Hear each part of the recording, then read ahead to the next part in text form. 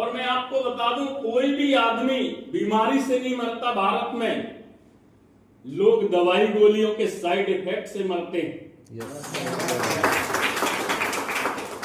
वो दवाई नहीं है, जो अपनी औषधि जो प्राचीन काल में चला करते थे ना, जब हमारा भारत देश सोने की चिड़िया कहा जाता था, ये विश्व गुरु कहलाता था, यहां पर कोई डॉक्टर नहीं थे, हमारे गांव के ही वैद्य लोगों को ठीक कर दिया करते थे, है ना। इतने हॉस्पिटल नहीं थे उस टाइम में, लोग सुखी जीवन जी रहे थे, लोग 100-100 साल को 120 साल तक जीता था। लेकिन धीरे धीरे जैसे ही अंग्रेज यहां पर आए और ये ट्रेडिशनल मार्केटिंग को फैलाया, मार्केटिंग में बहुत सारे लोगों को, बीच के लोगों को फायदा हुआ और वो अपने फायदे को बढ़ाने के चक्कर में फिर मिलावट का खेल शुरू कर दिए। और जब मिलावट का खेल शुरू कर दिए तो फिर क्या हुआ, क्वालिटी कमजोर की गई, लोगों की सेहत बिगड़ना शुरू हो गई। आज सबसे बड़ा चैलेंज आदमी के पास किस चीज का है? सेहत का।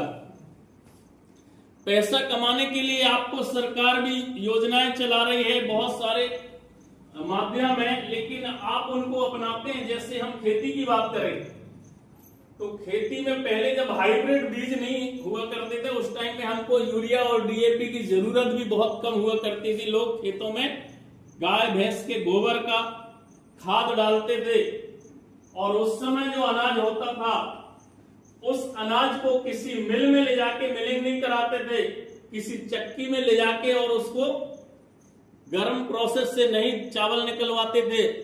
उस समय लोग अपने घरों में ही चावल निकालते थे, तो उस चावल से ओरिजिनल निकलता था। क्या निकलता था? ओरिजिनल, जो रोज हमारे शरीर में जाता था। लेकिन आज की डेट में एक तो हाइब्रिड बीज आ गया, उसमें बहुत सारा फर्टिलाइजर हमको यूज करना पड़ता है, उसके बाद बीमारी लगती है तो फिर पेस्टिसाइड यानी केमिकल वाले जहरीले कीटनाशकों का भी छिड़काव करना पड़ता है, और उसी का 70% असर उस भोजन में होता है। और जब हम उसको खाते हैं तो हमारे शरीर में टॉक्सिन जाता है। क्या होता है? टॉक्सिन यानी स्लो पॉइजन, धीमा जहर। अगर वो जहर होता और एक दिन में खा के आदमी मर जाता तो एक ही आदमी मरता, बाकी सारे लोग बच जाते।